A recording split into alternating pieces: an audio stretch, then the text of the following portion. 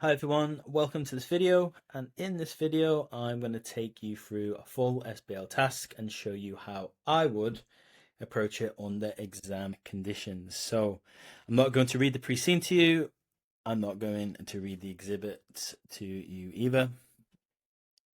Instead, I'm going to pull out the bits that actually matter for the answer and show you what I'm going to do with them. So the task which we're going to look at today is with 18 marks, 4 of those are for communication, and that's the bit which I want to concentrate on for the purpose of this video. So what we're going to do is we're going to use the platform of Exhibit A.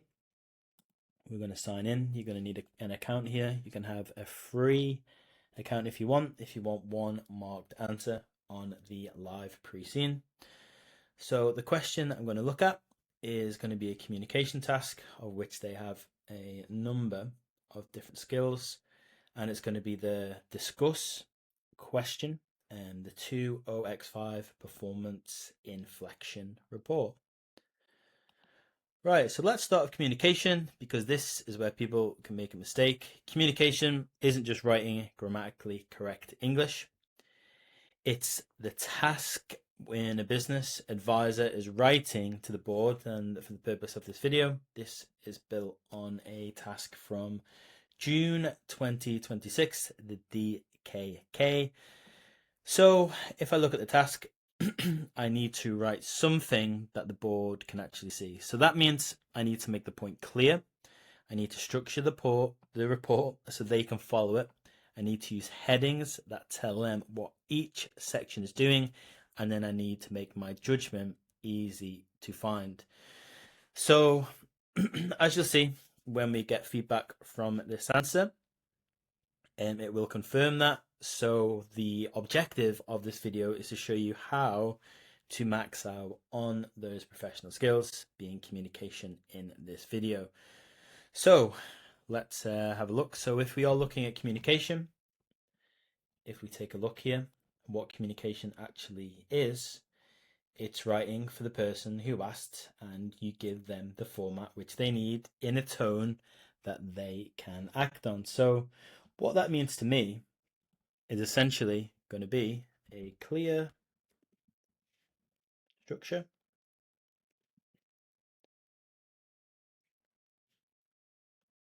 with useful headings in a appropriate tone. It has to be easy to follow with clear judgment. So that's what I'm looking to communicate to get max communication marks. Right. So what does discuss actually mean? And what discuss means in comparison to the other verbs, of which there are many. So it's very important that we understand what the verb is asking us to really respond to the question. So if we see here, discuss asks you to set out the arguments on each side and to show how they bear on each other. So what that means to me in comparison to the other verbs is that we're going to have argument A,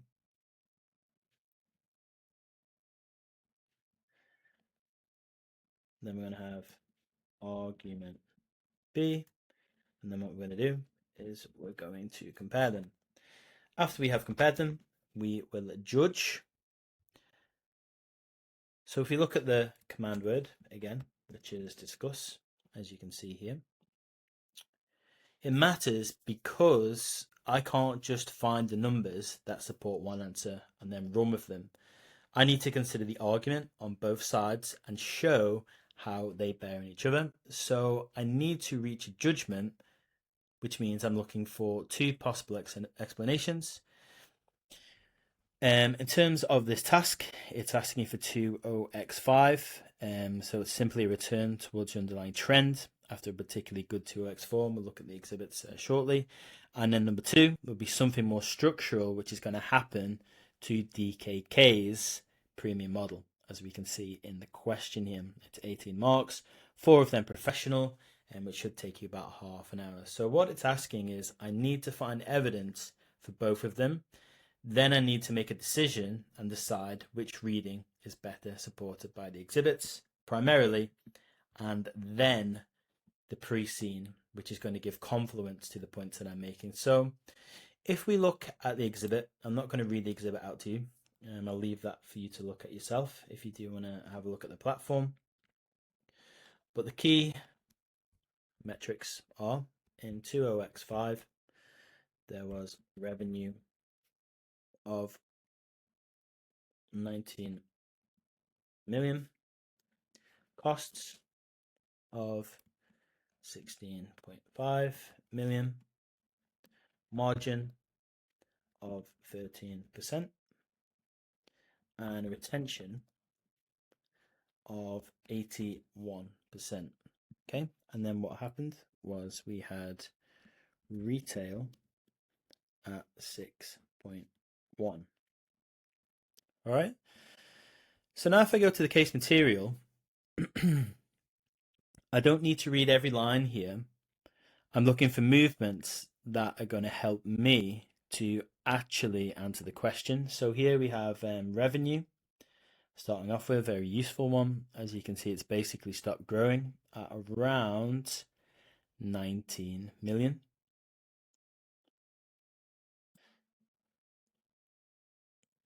Okay, so it's stopped growing at approximately 19 million. Costs have risen here to around 16.5 million, and then the margin has fallen from roughly 16% to about 13%, as you can see down here. And the retail has missed its 6.2% target for the first time in 15 years. So those are the movements which I am actually interested in. Right, so if we do look at the pre-scene here, it's an old case study. It's a past exam. The important part of this 50 salons. There are premium prices, so it's going to be a product differentiator. It has personalized services, exclusive product partnerships, fully qualified expert hairdressers, and competitors who replicate that offering. So what we're going to do is we're going to pull out what's important from the exhibit here, which we have actually written down. As I said, I'm not going to read the exhibit, but what I would want you to do is to look at this in your own time. If you please, I want to practice communication. What we're going to use is going to be the pre-scene context. Its position is built around the service, the salon's exclusive product partnerships, and the fully qualified expert hairdressers. And the really important bit for this question is that competitors are now replicating some or all of what DKK is doing, which is the link which I need for this question and this exhibit. So the exhibit is going to tell me what changed, but the pre-scene gives me the business context in which I interpret those changes. So this is what I have. I have my key figures from the exhibit, and then I'm going to back them up with the pre-scene context. And before I start writing, excuse me, what I'm going to do is I'm actually going to write myself a little plan. And this isn't going to be much of a plan, but what I do need to put in the report is going to be a little introduction, which is going to be the scope and basis. And I'm doing this so I can ensure that I'm actually filling out my answer and allocating the time to make sure that it's well balanced. So what happened to the margin?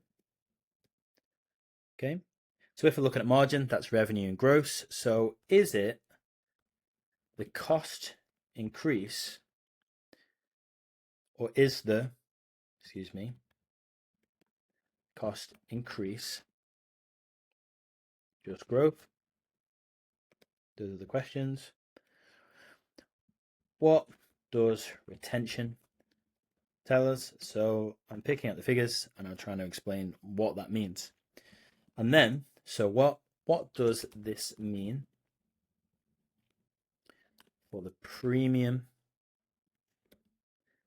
And then what about staff?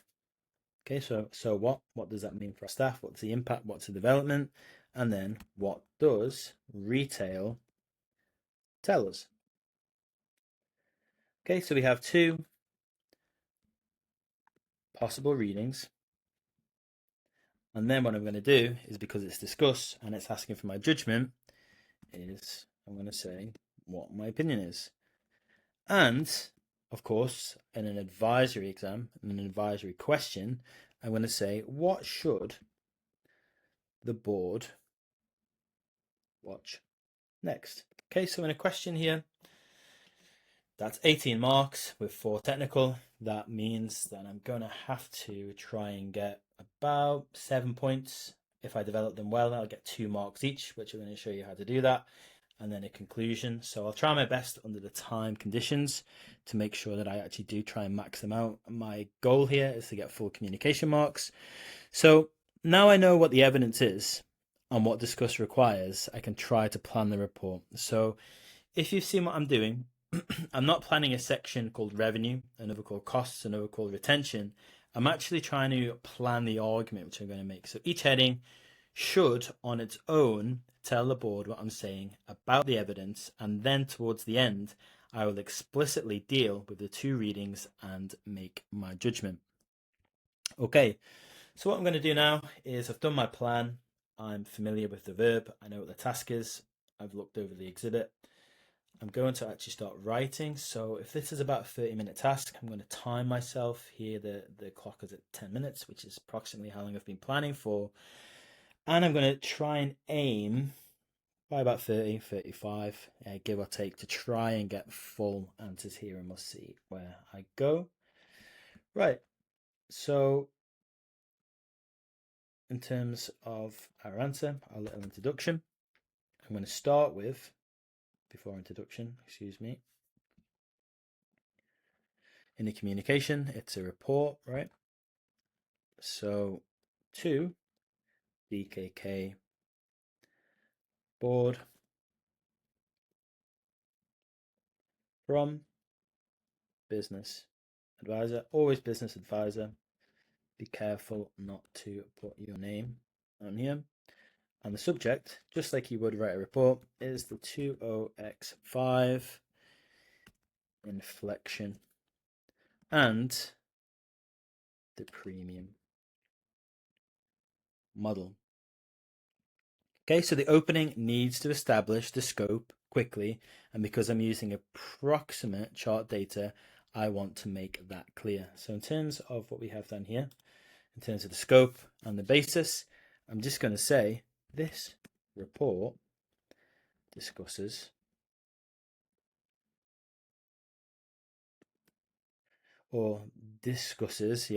what turned in 20x5 and what it means for the premium chart. Values are approximate, so directions are reliable and sizes are not. So essentially I'm just putting in the scope, I'm saying what the basis of the report is and potentially what the limitations are, which is essentially good communication. So that's going to be enough. I'm not going to waste any more of the board's time with a generic introduction. So there you go. Simple, 2 lines, maybe 1 sentence. Then what I'm going to do is point 1. So I'm going to be talking about the margin, right? And the revenue here was 19 million, which means that the margin is 16 to 17%. And then it went down to 13%, which was in the exhibit. So that is essentially going to be a fall of 3.5 percentage points on average. Okay, so the first thing that I want to explain is that margin. So revenue was flat, but the margin falls by roughly 3.5% points because revenue hasn't materially changed. The deterioration has to be coming through the costs. So I can also put a rough dollar value on that. So 3.5% of approximately 19 million is about 665,000, because the chart itself is approximate. I'm going to call that maybe about 650. Okay, so that there is essentially going to be me applying what's actually happened from the figures. So is the cost increase just growth? But before I'm going to do that, I'm going to actually explain what that means. So revenue stood still at about 19 million, while the margin fell from about 16 to 17%. Okay, so there's the application to 13%. So I'm pulling that from the exhibit with revenue flat. That can, or that fall, can only come from cost. 3.5 points is about 650,000 US dollars of operating profit,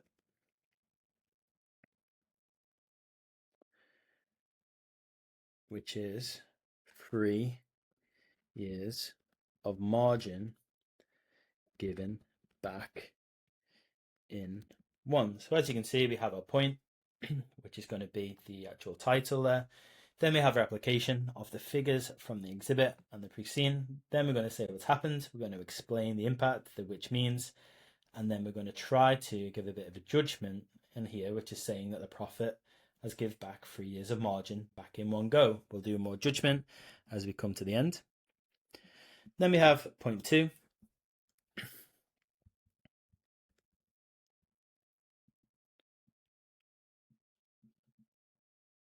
And the point that I want to make here is whether this is simply the cost of expanding, which it isn't. The business still has 50 salons, so I can divide a total cost by 50. So we're going to look at about 16.5 million divided by 50, which is going to give us about 330 per salon, where the previous year was roughly about 15.85 million, which is about 317,000 per salon. So we're looking at roughly $13,000 more salons. So to see that on screen, what we're going to have here is 16.5 divided by 50, which is going to give us 3K. So we're going to have 15.8 divided by 50 is going to be 317. So the difference is going to be 13K. Okay, so what we're going to write here is salon numbers did not change. So this is not expansion. Total costs of about 16.5 million, or roughly 3300 a salon, against about 317 into x4. So I'm bringing the numbers, I'm applying them, which means that each salon costs about 13,000 more to run the same revenue. Okay, so there I've got my figures, I've got my point, and I've said which means. Next, what I'm going to look at is going to be point 3. What does a retention tell us? So retention is basically giving us something else. Let's move down from 84 to 81%. And that's going to be the churn. So it falls from about 84 to about 81%. The important thing is to translate that into churn. Okay, so to do that, what we'd be doing is we'd be taking the 16% to 19, which would give 3 points. So we'll have 3 divided by 16, which is going to be 19%. Okay. So if 84% are retrained or retained, 16% is going to be lost. So churn has risen from 16 to 19%, which is a 3% point increase, which is about 19% more churn relative to the original 16%. So how do we explain that? Well, what we're going to say is that client retention fell from about 84% to about 81%. So clients needing replacement rose from about 16% to 19%, nearly a fifth more churn. So holding revenue flat while losing clients faster means, which is our development, which means DKK either bought that volume back or changed those who stayed more. Okay, so both costs are margin. So that's point 3. So on to point 4, which is going to be the premium. Okay, so what does that mean for premium? All right, so now I can start answering the second half of the question. What does this mean for the premium model? I've got higher cost per salon, I've got weaker retention, and I've got competitors copying parts of the offering, which gives me a possible structural explanation. So how I'm going to explain this is DKK is paying to keep ground used for essentially nothing. So there I've always applied it. It's not generic, it's to DKK.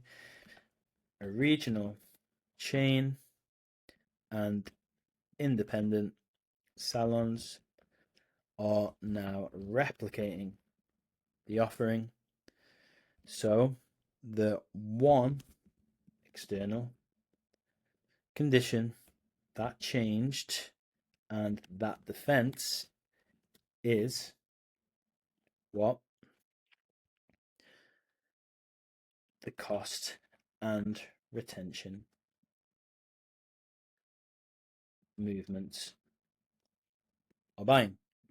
Okay, so the point that I'm making here is that DKK may now be spending money to actually defend something that previously was something that differentiated it. So I've got my application to DKK and I've talked about what that actually means.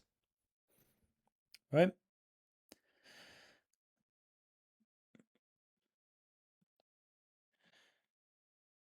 Okay, so we're not going to move on just yet because this is where communication can matter, because I've made the analysis, but I need to make the takeaway more obvious. So if I'm writing for a board, I shouldn't make them assemble a conclusion from 3 separate facts. So the heading is going to give them the point, the paragraph gives them the evidence, and the final sentence should tell them what the evidence actually means. So to build on that, what I'm going to say is this suggests DKK is having to spend more to defend a premium position that is becoming easier for competitors to replicate. Okay, so there I've actually communicated to the board, said what is important for them. So therefore I'm going to move on. I'm going to go to the next point, which is about staff, which is point 5. So we've got a few more. So staff satisfaction is worth mentioning, but I don't want to force it into an explanation, right? So that's essentially what I'm asking, because I know that it's important, staff are important, but I don't actually want to force it in there.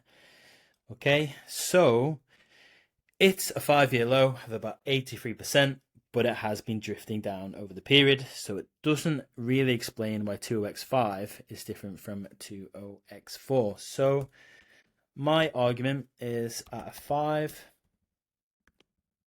5-year low of about 83%, it has drifted down across the periods rather than dropping in 20x5. So it cannot explain why this year differs from last. It matters because the premium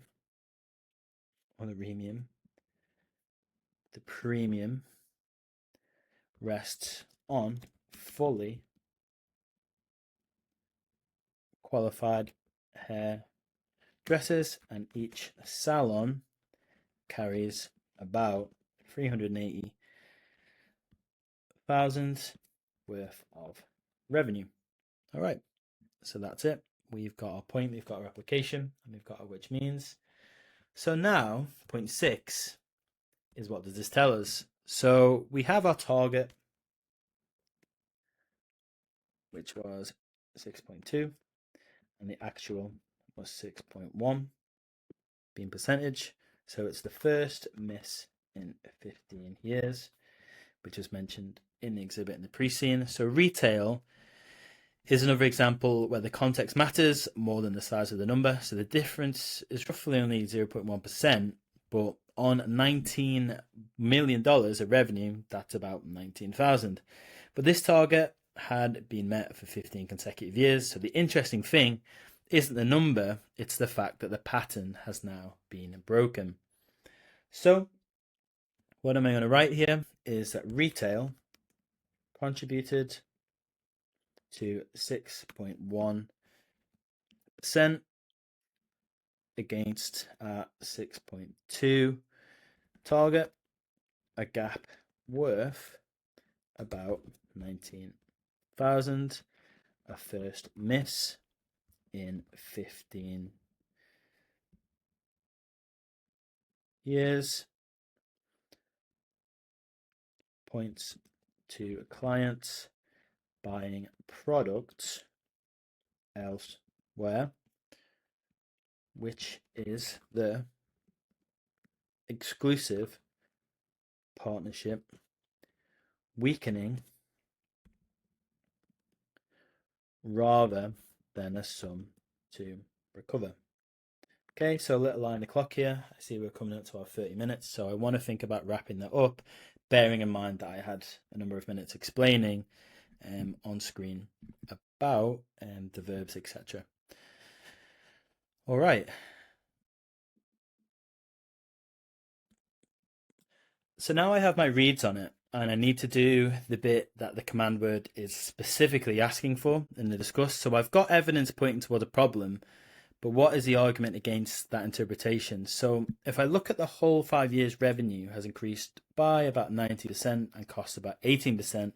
The margin at the end of the period is still slightly above where it started. So perhaps 2x4 was simply unusually good, and maybe 2x5 is a return towards the norm. So what I'm going to write here is a Bennigan reading is that 20x5 represents,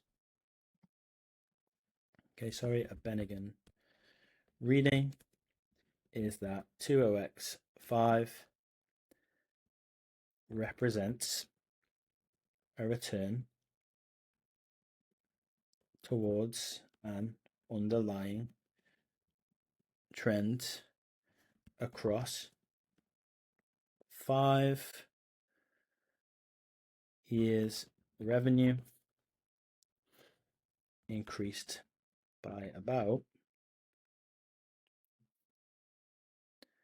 19% and cost about 18% extra. So the margin in 20x5 remains slightly above the starting point on this reading. 20x4 was the unusual year rather than 20x5. 2x45, 2x5, might want to clarify that, being a structural deterioration. Okay, so that's my reading. Okay, so reading 2 is that there could be a stronger argument the other way. So retention has gone back to its 20x1 level, so that's not the same measure as margin, and the pre-seen will tell me that competitors are replicating the offering. So I've got two different signals pointing in the same direction. So I could put here a structural reading that DKK premium is becoming harder to defend. Retention has fallen back to its 20x1 level, while competitors are replicating parts of the offering, and the business is carrying higher costs per salon. These movements together, which means suggests that the 20x5 deterioration may be more than a return to normal. So I've got two different arguments there, which is to discuss, and have essentially weighed them against each other. So my judgment, okay, so I need to choose. This is where discuss becomes judgment. I'm not going to finish with both possibilities exist and sit in the fence, because the financial data alone could support the Bennigan interpretation. But retention gives me a second measure, and that movement is happening at the same time as competitive imitation. So I think the structural interpretation is beyond supported. So my verdict is that the financial picture alone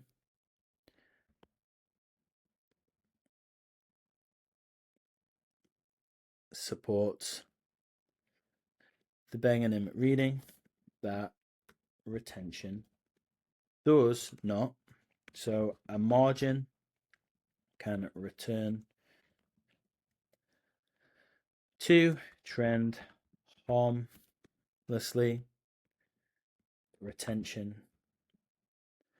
falling back to its starting level while offering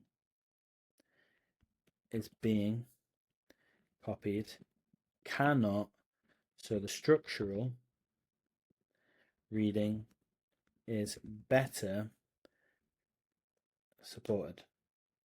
Okay, so that's going to be my judgment. So finally, I need to be honest about what the evidence doesn't tell me. The case gives me movements, not causes, so I can't claim I've proved the structural explanation. So what I can do is tell the board what would confirm or weaken that. So I'm conscious here, I'm nearly on 35 minutes, including the discussion time, so I'm going to try and wrap it up with this point. So the pack states no causes, so neither reading can be proved if retention and retail recover in 20x6 while costs hold. The dip was defensible if they do not. Premium is being bought rather than earned. So that's it. I'm just wrapping up there. And before I submit, I'm just going to check my spellings. All right, so spelling's checked. plans and structure deleted at the start. So what I'm going to do now is I'm going to submit for marking. So that's my answer.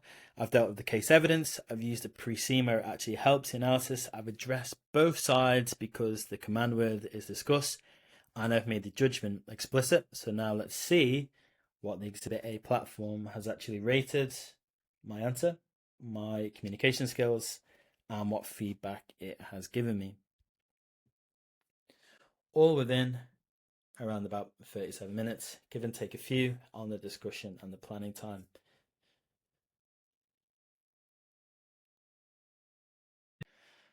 All right, so I got 17 out of 18, 4 out of 4 on communication marks, and 13 out of 14 on technical. So let's see where we missed out. So yeah, the communication is full marks as promised. That's important because I find that if you get the professional skills, the technical will follow. The platform says the report is structured.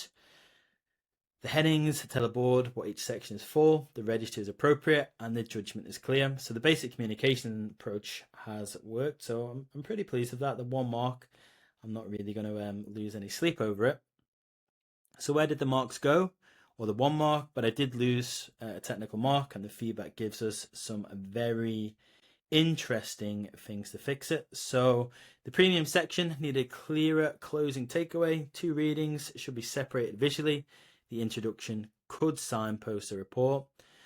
So these are not that I didn't know enough about DKK. They're about how effectively the analysis was actually delivered, and that's useful because I think I can fix them.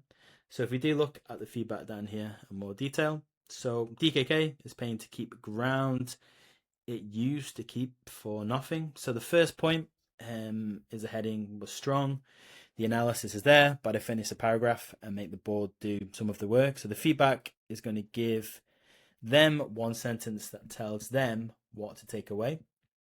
So that suggests that DKK is having to spend more to defend the premium position. The competitors can now actually replicate more easily. So that's communication. The evidence is already there, so I'm making the implications explicit. Okay, so 2 readings in 1 paragraph versus Bennigan reading and structural reading. So the second, I put the two sides into 1 paragraph. The feedback says to split them. So that's something that I could actually work on. So that's a simple communication improvement. If the board is comparing 2 arguments, make the comparison visible actually on the page. All right. And finally, the introduction. I told the board what the report was about, but I didn't tell them how the report was going to get there. So 1 sentence I could have put in there explaining the structure would have made the report a lot easier to navigate. And yeah, in terms of the retail contributed to 6.1 against 6.2, there was a gap worth talking about. Then DKK has met its 6.2 retail target. So there's also a really good example in the feedback of how communication works. I gave the board the number first, but the important thing is the context. So 6.1% sounds like a tiny movement, whilst 15 years followed by the first miss tells you why the movement will matter. So the takeaway and what I want to leave from this video is essentially in terms of the communication, you have to understand your audience, you need to make the argument visible, and then you need to make the judgment obvious. So if you're trying to get the communication marks, don't think of communication as to just write nicely. Think about the person who's going to be reading the answer, and can they see your argument, and can they follow it without having to assemble it themselves? And when you've been asked to discuss, can they see both sides and your final judgment? All right, so that was my demonstration of how to max out on communication using the Exhibit A platform. So here we've got every professional skill, every command word on real, up-to-date pre-scene analysis, which is written by me. And yeah, that's the exercise. Write the answer, get the feedback, and then find where the marks actually stopped. And then try and fix the technique in the next answer before your exam. So that's much more useful than, in my opinion, than simply being told what a good SBL answer will look like. So hopefully that was useful. I'll try and put out more videos, and particularly on the professional skills, to show how I would approach these. And yeah, whatever sitting you're on, good luck with the exam, and let me know if you need any help.